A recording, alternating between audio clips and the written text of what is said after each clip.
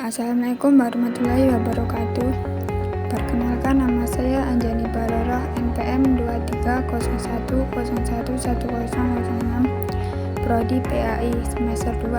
Di sini saya akan menjelaskan tentang hardware yang diampu oleh Bapak Haris Setiaji, MTI. Selanjutnya yaitu hardware atau perangkat keras adalah kumpulan komponen elektronik yang saling terhubung satu sama lain dan memiliki tujuan tertentu. Yang pertama yaitu hardware input. Hardware input adalah perangkat keras yang berfungsi memasukkan data atau informasi ke dalam komputer.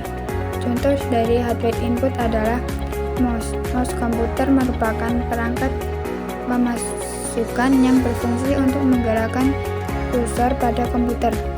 Masukan yang dilakukan oleh sebuah mouse pada komputer adalah menggeser kursor dan melakukan scroll atau menaik turunkan halaman pada komputer. Sedangkan berbagai fungsi mouse adalah memilih objek, melakukan drag and drop, melakukan eksekusi program, dan melakukan scroll. Contoh yang kedua dari hardware input adalah flash disk. Flash disk ini berfungsi sebagai sarana penyimpanan berbagai jenis file, hingga sebagai sarana transfer file dari satu komputer ke komputer lain.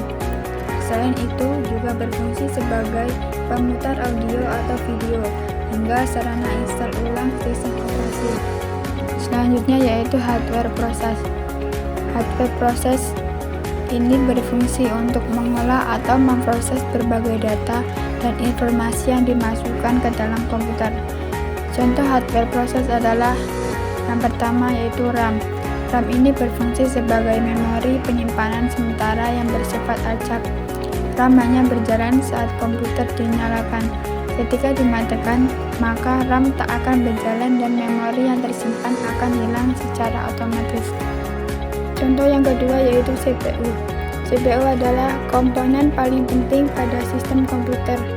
Umumnya dalam satu mesin besar terdapat CPU yang membutuhkan satu atau lebih papan sirkuit cetak. Sementara pada komputer rumahan, CPU diletakkan dalam chip tunggal yang disebut mikroprosesor.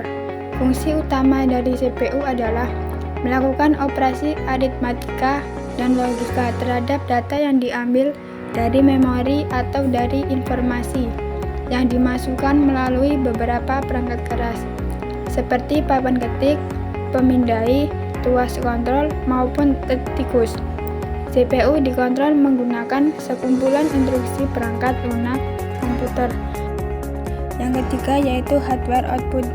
Hardware output adalah komponen-komponen fisik yang mengubah data digital yang dihasilkan oleh komputer menjadi bentuk yang dapat diinterpretasikan oleh manusia atau perangkat lainnya.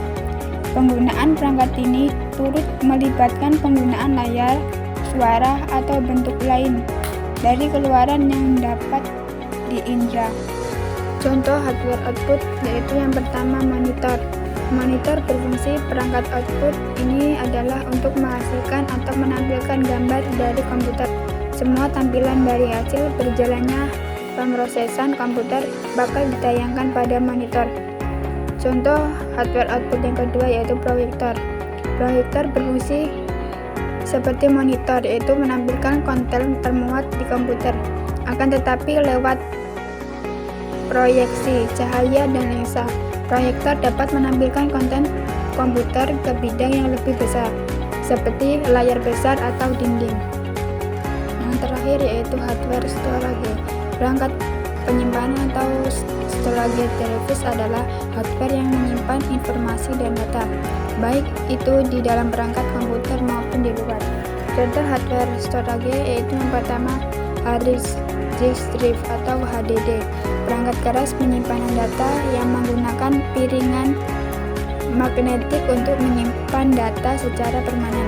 Yang kedua, solid state drive atau SSD, jenis penyimpanan data tanpa bagian bergerak yang menggunakan chip semikonduktor untuk menyimpan data. SSD biasanya lebih cepat daripada HDD.